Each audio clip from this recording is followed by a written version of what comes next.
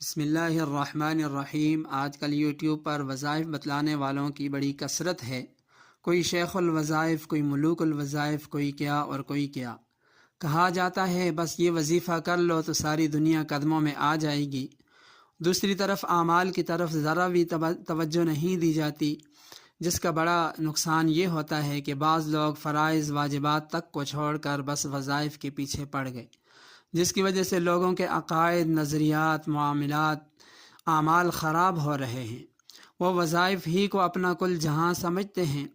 اس میں شک نہیں کہ جو وظائف صحیح ہیں، سنت سے ثابت ہیں، حضرات اکابر سے ثابت ہیں، ان کا بڑا اثر ہوتا ہے، لیکن ان سے پہلے معاملات، معاشرت، عقائد، نظریات، عبادات کو درست کرنا بھی ضروری ہے، بدعات سے اجتناب بھی ضروری ہے۔ تو یہ بھی بتلایا جائے کہ اپنے اعمال، عقائد، نظریات کو درست کر کے پھر وظیفہ کیا جائے۔